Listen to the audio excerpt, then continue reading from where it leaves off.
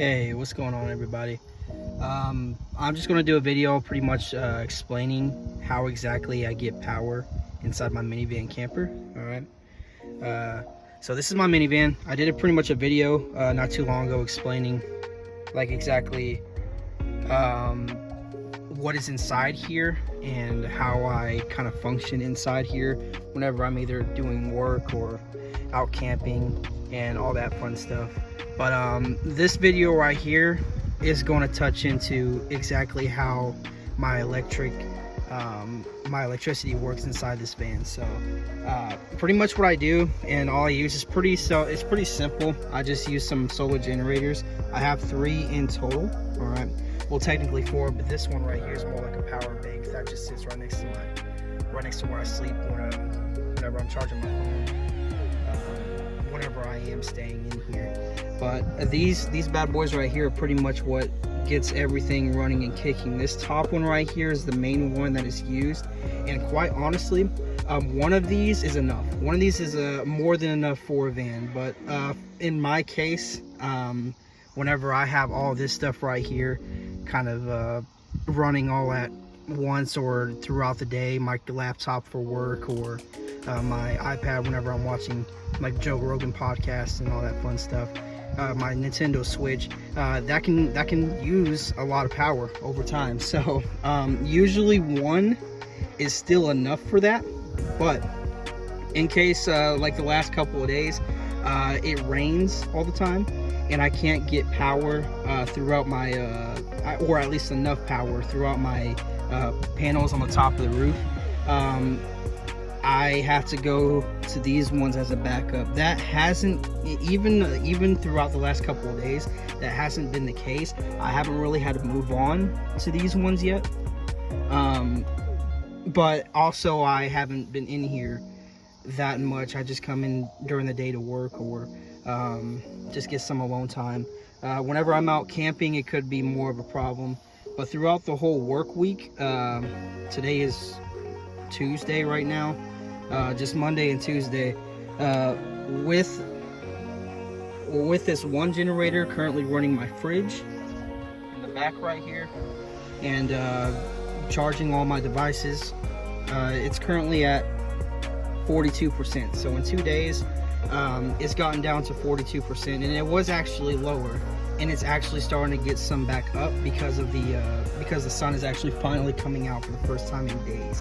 So I currently got a solar panel on the top of the roof, currently charging, and it's actually pulling in currently 48 watts. It usually pulls in around 70, but there's some clouds out kind of blocking it. It was pulling out 72 before I started the video.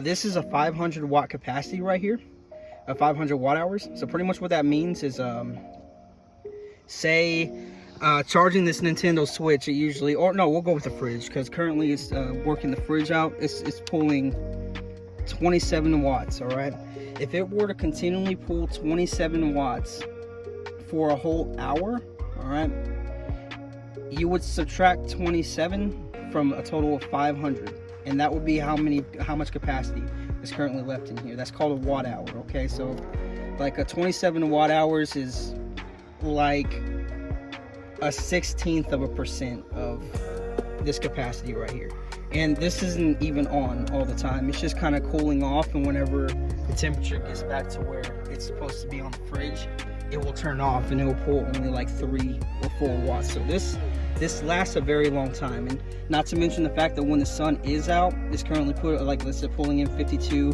The max capacity or the max amount of electrical current that can flow through this is currently like 72, 73 watts. That's as high as I've seen it go up on a 100-watt solar panel. So that's pretty good. If I ever have to move down for backup for power, I can go with this one right here, and this big one is for if I truly do go out camping and I have to use some power tools or something like that. So this one is actually rarely used, but it's here in case I need it. These are really good for emergencies too. So electrical power line problems, power outages, these are really great. I have a total of 5 solar panels. I only use one mainly.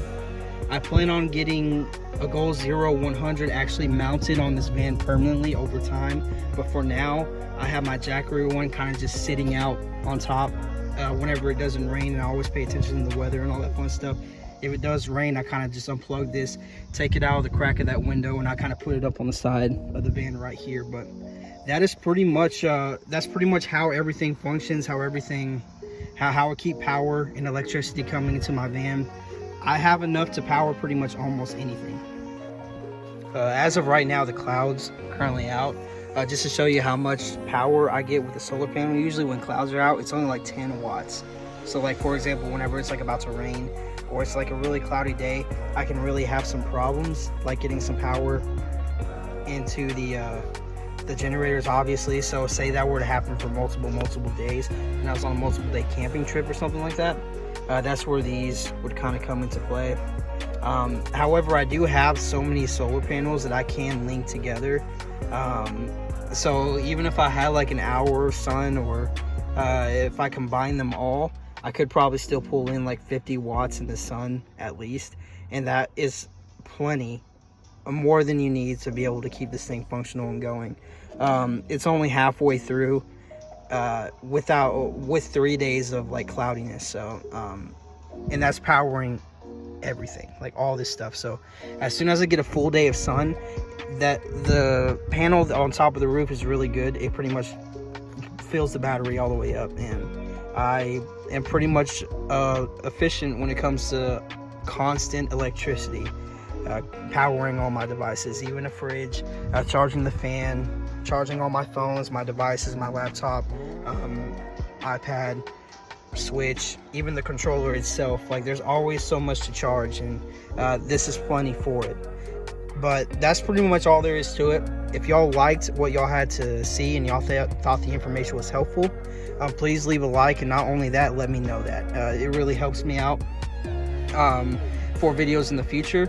If y'all have advice yourselves y'all would like to give me, or like recommendations that y'all do yourselves in y'all's van life, let me know as well. I really do appreciate it. And to go even further, if you are interested in more videos from me, please subscribe. You know, I will be going on a camping trip actually tomorrow, and I will be filming that and putting my experience out there for all to see. So thank you so much for watching the video. It means so much to me, and y'all take care of yourselves. Y'all have a good one.